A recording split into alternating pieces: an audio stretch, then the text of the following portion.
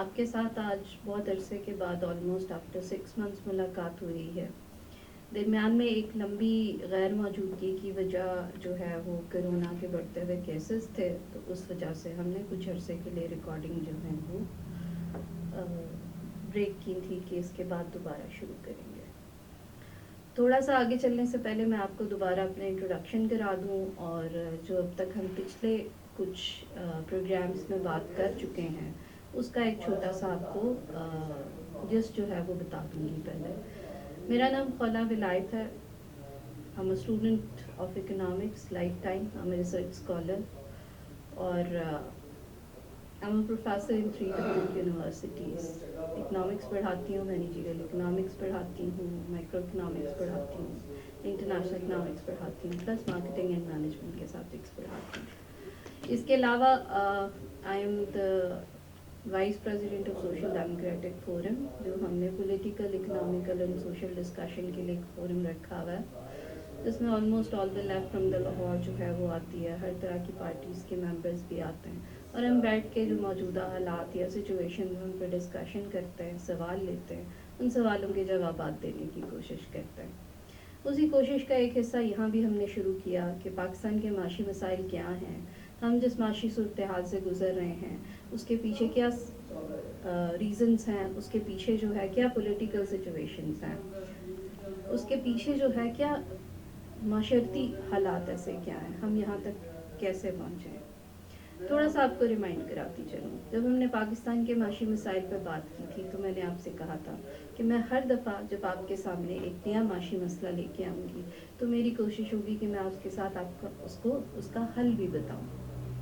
Unfortunately حل بہت سادہ ہے ہمارے مسائل کا, لیکن اس کے لیے ول نہیں ہے, اسٹیٹ کی پراپر اسٹرکچر موجود نہیں ہے, ایک ایسا سسٹم موجود نہیں ہے. سسٹم بنانے کے لیے, ریفارمز کرنے کے لیے, ریسٹرکچر کرنے کے لیے جس ول کی ضرورت ہے وہ ول کسی کو بھی نہیں, کسی کے پاس بھی نہیں تھی. انفارچونیٹلی جب سے پاکستان بنا ہے ہمارے یہاں state in the form of state قائم نہیں ہو سکی. ہم ہمیشہ انڈیویجولس کا سامنا کرتے رہے جو آتے ہیں, اپنے پرسنل انٹرسٹ کے لیے کام کرتے ہیں اور چلے جاتے ہیں, یا وہ کولیٹرل انٹرسٹ کے لیے کام کرتے ہیں اور چلے جاتے ہیں. الٹیمیٹلی ہمارے ملک میں صرف ایک ہی کلاس مضبوط ہوئی جس کو ہم ایلیٹ کلاس کہتے ہیں. مسائل کس کے ہیں؟ مڈل کلاس کے, لوور مڈل کلاس کے, لو کلاس کے. کیا کسی بندے نے ان کے حل کے لیے بھی کوشش کی؟ ہاں, کچھ ایسے سیاسی حکومتیں آئیں جنہوں نے عوام کی رفاہمہ کے لیے بھی کام کرنے کی کوشش کی, لیکن انفارچونیٹلی اسٹیبلشمنٹ کے نام پہ ہمارے پاس اتنا بڑا ہاتھی موجود ہے جو کسی بھی رفاہمہ کے کام کو اس کے آخر تک نہیں پہنچنے دیتا. تو یہ بہت انفارچونیٹ بات ہے.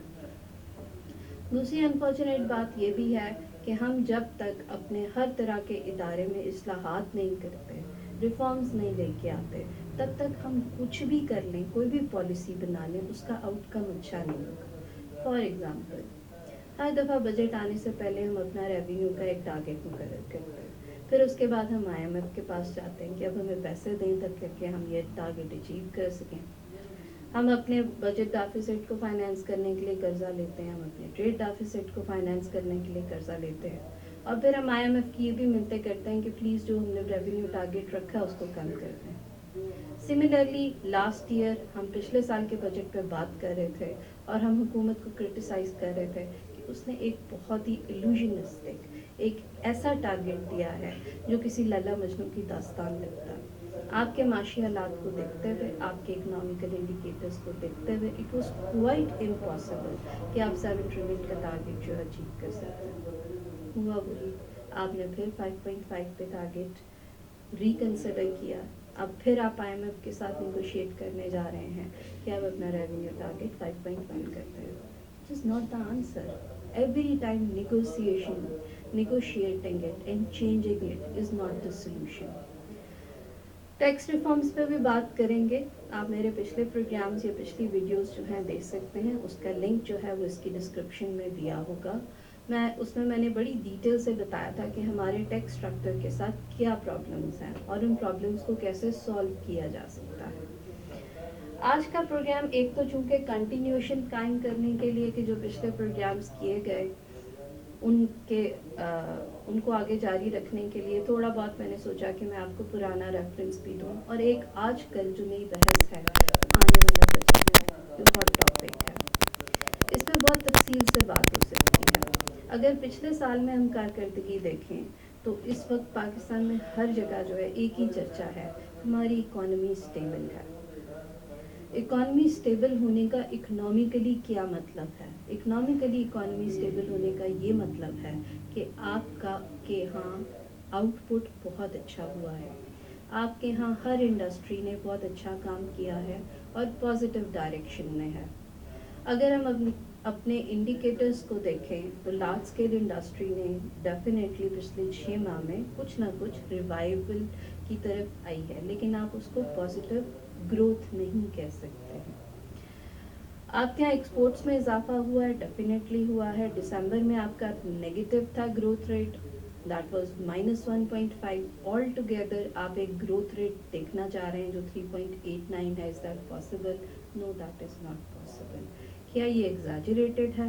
بالکل ایگزیجریٹڈ ہے۔ کیا یہ اچیو کرنا پاسبل ہے؟ اب تک کے اکنامیکل انڈیکیٹرز کو دیکھ کے یہ اچیو کرنا پاسبل نہیں ہے۔ کیوں پاسبل نہیں؟ لیٹس ٹاک اباؤٹ کہ گورنمنٹ نے یہ جی ڈی پی کیسے فور کاسٹ کیا ہے۔ نمبر 1، جب سینسس کیا گیا یعنی پاپولیشن سینسس جب کیا گیا تو اس وقت جو ایسٹیمیٹڈ پاپولیشن انہوں نے بتائی جو کہ ابھی رجسٹرڈ نہیں کیا گیا تھا وہ 17 کروڑ کی گئی۔ اس پہ بہت سارے لوگوں نے، سول سوسائٹی نے، پولیٹیکل پارٹیز نے اعتراضات اٹھائے۔ پاکستان کی پاپولیشن 17 کروڑ نہیں ہے بلکہ 20 کروڑ سے بھی زیادہ ہے۔ اب جب وہ سینسس بہت سارے اعتراضات کے بعد رجسٹرڈ کیا گیا ہے تو اب موجودہ پاپولیشن 20 کروڑ سے اوپر ہے، لیکن جب انہوں نے 3.89 جی ڈی پی کیلکولیٹ کیا ہے تو اس میں جو پاپولیشن کنسیڈر کی گئی ہے وہ 17 کروڑ ہے۔ دوسری طرف جی ڈی پی کیسے آپ کیلکولیٹ کرتے ہیں؟ آپ دیکھتے ہیں کہ ایک سال کے اندر ایک ملک میں بنائی جانے والی چیزیں، ایک سال میں ایک ملک کے اندر ہونے والی انویسٹمنٹ، ایک سال کے اندر ایک ملک میں انڈسٹری نے کتنا کام کیا، ایگریکلچر نے کتنا کام کیا، آپ ان ساری چیزوں کا آؤٹ پٹ ٹوٹل جو ہے اس کو کیلکولیٹ کر کے جی ڈی پی کیلکولیٹ کرتے ہیں۔ سوال یہ پیدا ہوتا ہے کہ آپ کی ایگریکلچرل گروتھ جو ہے وہ فیبرری کے اندر -1.4 کے اوپر تھی۔ آپ کے ہاں گندم کی فصل فور کاسٹڈ جو آپ کا ریٹ تھا اس سے 30% کم ہوئی ہے۔ آپ کے ہاں چینی کے کرائسس موجود ہیں، آپ کے ہاں کاٹن کے کرائسس موجود ہے۔ ہم نے گندم امپورٹ کی ہے اپنی لوکل ڈیمانڈ کو پورا کرنے کے لیے۔ اس صورت میں آپ کیسے کہہ سکتے ہیں کہ جی ڈی پی آپ کا 3.89 ہے؟ This is very very exaggerated figure that government has given. اس کی ایک اور بھی اب جو ہے وہ ایک اور پروف یہ بھی ہو سکتا ہے کہ آئی ایم ایف نے بھی آپ کو پتا ہے جو آپ کو فور کاسٹڈ گروتھ ریٹ بتایا تھا وہ 1.5 اور 2 کے درمیان تھا۔ ایشین ڈیولپمنٹ بینک نے بھی آپ کا جو گروتھ ریٹ فور کاسٹ کیا تھا وہ 1.5 اور 2 کے درمیان تھا۔ اب یہ سارے لوگ اپنی ایسٹیمیشن آ کے نہیں کرتے، یہ وہی فگر ہیں جو اسٹیٹ بینک ان کو پرووائڈ کرتا ہے اور اس کی بیس پہ وہ آپ کا جی ڈی پی آپ کو فور کاسٹ کر کے دیتے ہیں۔ سوال یہ ہے کہ جو فگرز فیبرری اور مارچ کے درمیان پرووائڈ کی گئی اور جو فگرز اب کوٹ کی جا رہی ہیں 2 مہینے میں ایسا کیا میجک ہوا کہ یہ فگرز اس طرح کنورٹ ہو گئی؟ میجک کچھ نہیں ہوا، گورنمنٹ کو یہ احساس ہوا کہ اس کی پاپولیرٹی بہت زیادہ کم ہو گئی ہے، تو ہماری موجودہ گورنمنٹ جو ہے وہ بولنے پہ زیادہ اور کرنے پہ کم بلیو کرتی ہے۔ سو انہوں نے ایک دفعہ پھر وائرل مارکیٹنگ کا فارمولا اپنایا اور ہر جگہ ایک نئی فگرز کوٹ کرنا شروع کر دی۔ پہلے ان کے سب سیاسی وزیر آ کے یہ کہتے تھے اکانومی سٹیبل ہو گئی، اکانومی سٹیبل ہو گئی، اس کو ثابت کرنے کے لیے انہوں نے کچھ ایسی فگرز بھی پٹ اپ کر دیں۔ اب ایک اور چیز جو انہوں نے کہی کہ پاکستان کے اندر پر کیپٹا انکم جو ہے وہ 17% انکریز ہو گئی ہے۔ انفارچونیٹلی پر کیپٹا انکم آپ کیسے کیلکولیٹ کرتے ہیں؟ آپ اپنی نیشنل انکم کو ڈیوائڈ کرتے ہیں ٹوٹل پاپولیشن کے اوپر، اور نیشنل انکم آپ کیسے کیلکولیٹ کرتے ہیں؟ آپ کنزمپشن، انویسٹمنٹ اور ایکسپورٹ مائنس امپورٹس اور फॉरेन इन्वेस्टमेंट और डोमेस्टिक इन्वेस्टमेंट का जो डिफरेंस है, इन सबको ऐड करें तो नेशनल इनकम आपके पास आ जाती है, और उसको आप डिवाइड कर देते हैं टोटल पॉपुलेशन के ऊपर। वो पॉपुलेशन जो रजिस्टर्ड नहीं कराई गई, जो 17 करोड़ थी, इन्होंने नेशनल इनकम को उसके ऊपर डिवाइड किया। अब यहाँ पे दो बड़े डिफ़ॉल्ट हैं। नंबर वन, नेशनल इनकम में जो एक बहुत बड़ा कंट्रीब्यूटर रहा है वो कंजम्पशन है। हमारे यहाँ कंजम्पशन किसी भी सूरत डिक्लाइन नहीं होती है, हमेशा बढ़ती है। और स्पेशली कोरोना पीरियड के दौरान जब लोग जो हैं वो लॉकडाउन के अंदर घरों में मौजूद थे, कंजम्पशन में बहुत ज़्यादा इजाफा हुआ है। So that is a very vital difference कि आपके यहाँ आने वाली या बढ़ने वाली फॉरेन रेमिटेंसेस मुल्क की ग्रोथ के लिए अच्छी नहीं है, क्योंकि वो इन्वेस्ट नहीं की जा रही। अगर तो वो इन्वेस्ट की जा रही होती तो उनका कोई आउटकम या प्रोडक्टिव आउटकम आता, फिर आप उसको ग्रोथ में इंक्लूड कर सकते थे, अभी नहीं कर सकते हैं। सो ये दो छोटे पॉइंट्स थे जिन पे मैं आपके साथ बात करना चाहती थी कि एक तो जो ग्रोथ रेट आपको दिखाया जा रहा है, ये ग्रोथ रेट ओरिजिनल नहीं है। आपको बताया गया कि आपके यहाँ गंदम की फसल बहुत ज़्यादा आ गई, फोरकास्टेड नंबर दिखाए गए। आपका एग्रीकल्चर ग्रोथ रेट आर्टिफिशियल जो बनाने की कोशिश में उन्होंने आउटपुट ज़्यादा दिखाया गंदम का, बाकी चीज़ों का।